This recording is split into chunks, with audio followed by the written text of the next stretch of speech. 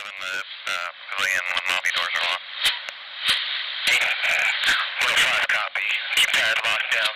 Employee doors locked. Pavilion 2. So when it comes to firearms at work here in the United States, the topic can become very complex very quickly. So we're going to keep this course basically boiled down to the basics.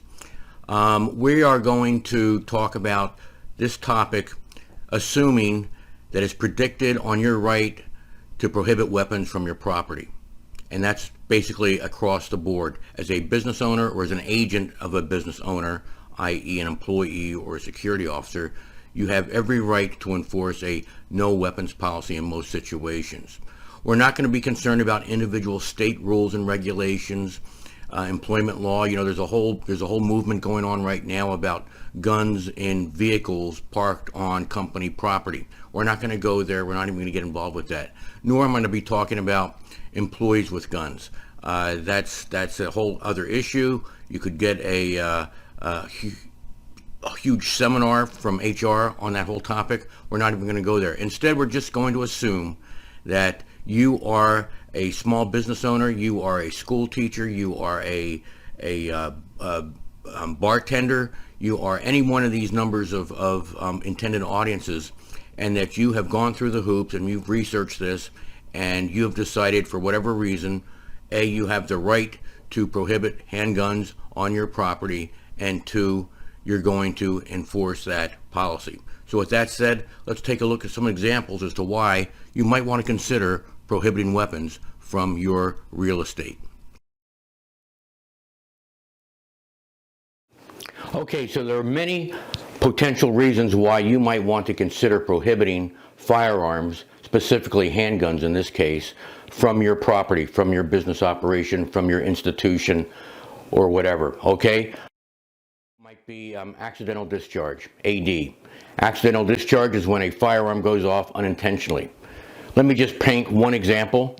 Ambulatory health clinic, a health office, a doctor's office. Woman comes in for her appointment, got a big handbag. She goes up to the receptionist and she is asked for her medical insurance card. So she digs in there and she starts digging in there for the documentation that's required, and lo and behold, a .38 caliber revolver drops out of the purse onto the counter, discharges, okay? Apparently it was in an unsafe condition when it was carried, hits the counter, discharges, bullet goes flying across the room, through the drywall, into an examination room nearby, and strikes a patient who was disrobing for her medical appointment.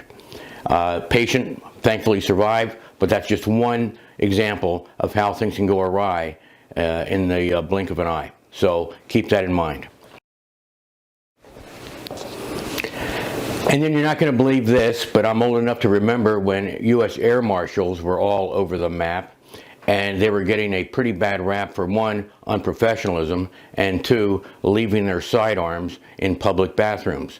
On more than one occasion, air marshals, sky marshals, would use the facilities, the men's facilities, in a airport terminal and promptly forget that they left their gun lying on top of the toilet and departed the area.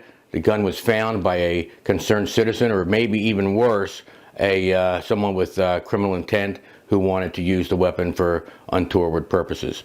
Happens. It really does happen. Next, let's talk about our increasingly uncivil environment that we have to deal with. Teachers, flight attendants, service workers are being assaulted on a daily basis because Joe Blow doesn't like the way the person presents themselves, or the person has to enforce a regulation or law. And this is none the more true in any number of areas where you have a large group of people who come and altercations and fights can break out.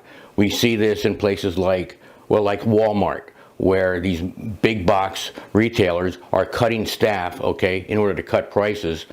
And so less staff means less monitoring, less control of the environment, longer wait times. It becomes a real issue. People get pissed off, for want of a better word, for having to wait in line, for having to check out their own groceries, whatever. Okay, so that's to be considered into your calculus also as we make this decision. And this is nothing new. However, it is particularly true in industries that primarily are staffed by female employees. For example, healthcare. Although things are changing rapidly in that particular economic sector, it's still primarily a female-staffed profession.